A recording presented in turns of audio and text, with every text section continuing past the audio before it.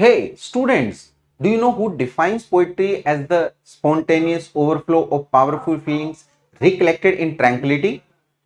Okay, do you know who defines poetry as the criticism of life under the fixed conditions? If the answer is no, follow my class. We're just going to have this new series based on the poetry and its forms. Earlier, we have taken drama and its forms, but now it's a turn towards the poetry and its forms. So guys, शुरू करते हैं आज के अपने इस work को that is going to be very fruitful for you people. तो लेते हैं सबसे पहला क्वेश्चन हम अपना यहाँ पे.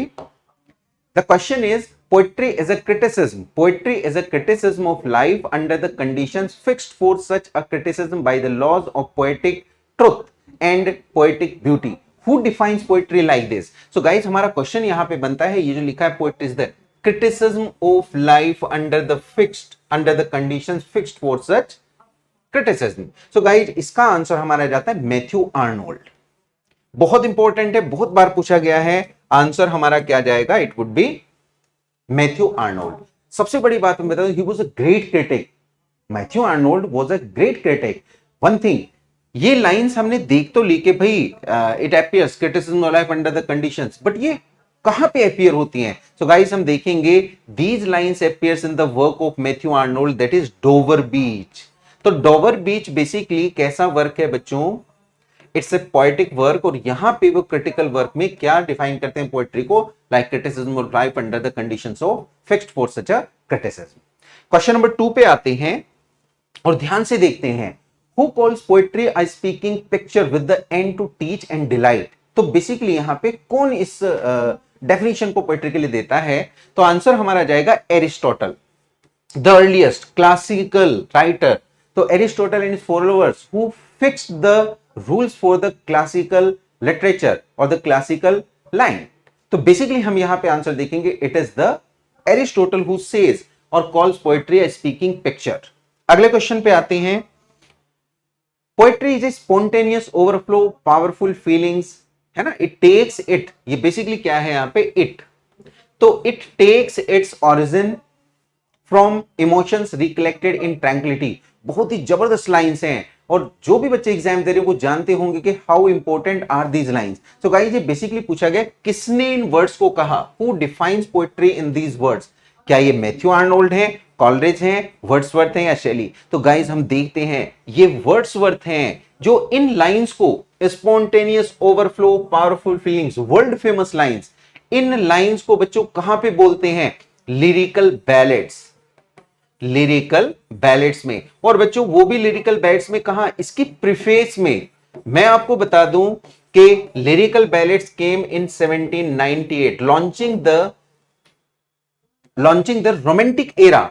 इसी लिरिकल बैलेट्स में 1800 में we see after 2 years in 1800 preface was added. तो इसी प्रीफेस में वो इन लाइंस को बच्चों बोलते हैं. तो वेरी इंपॉर्टेंट क्वेश्चन, कई सारे क्वेश्चन यहां से बन सकते हैं. बेसिकली लाइंस कहां से, कौन इसको डिफाइन करता है और ये पर्टिकुलर लाइंस अपीयर कहां पे होती हैं. अगले क्वेश्चन पे आते हैं.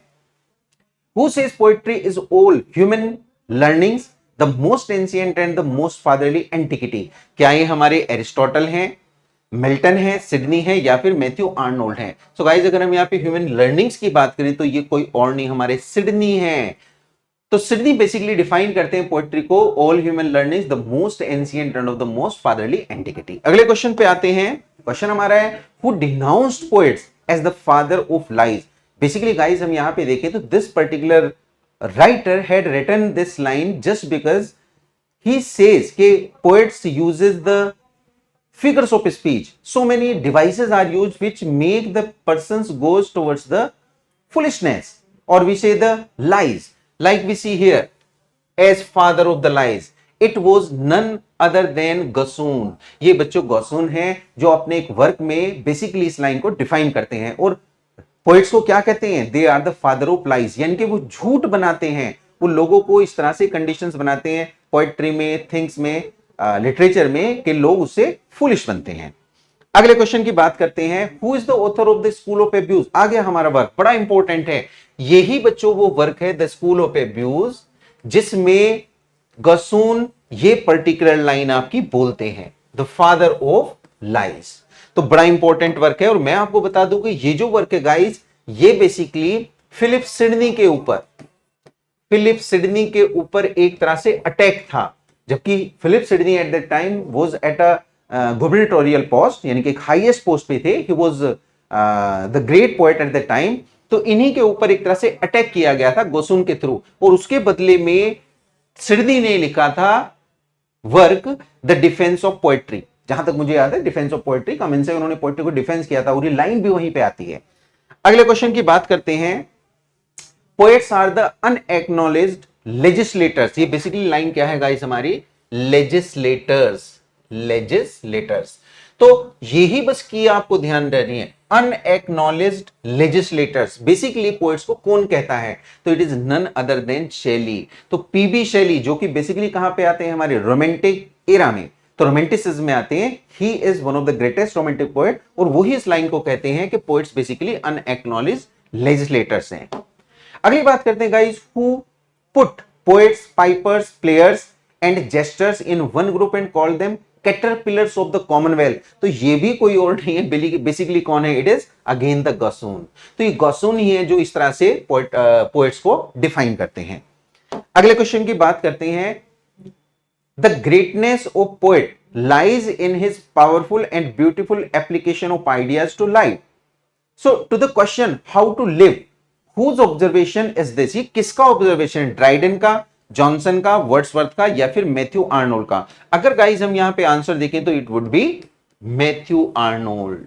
सो मैथ्यू आर्नोल्ड बेसिकली इस लाइन को कहते हैं, ये उनका ही ऑब्जर्वेशन है। अगले क्वेश्चन को देखते हैं, the Greeks called their poets wells. So basically जो ग्रीक्स थे वो अपने पोएट्स को बच्चों क्या कहते थे, वेल्स कहते थे। जैसे कई जगह पे हम बार्ड देखते हैं, जैसे इंग्लिश बार्ड कहते थे, ये वेल्स कहते थे। लेकिन क्वेश्चन ये बन रहा है कि what is the meaning of this term, इस टर्म के बेसिकली मीनिंग क्या जाएगा? क्या ये इमिटेटर्स को शो करती है, क्रिएटर्स को, आर्टिस्ट को, या फिर फिलोसफर्स को? तो गाइज हम इसका आंसर देखें तो बनेगा creators, because they have taken the poets as the creators. Basically वो इस वर्ल्ड को देखते हैं और इसी वर्ल्ड की तरह से दूसरे वर्ल्ड को रिप्रेजेंट करते हैं, क्रिएट करते हैं। तो इसी तरह से पोएट यहां पे बच्चों क्रिएटर की तरह से यूज किया गया है। सो गाइज होप कि these 10 questions would be helpful to you people. For more questions, be connected with me. Thank you so much.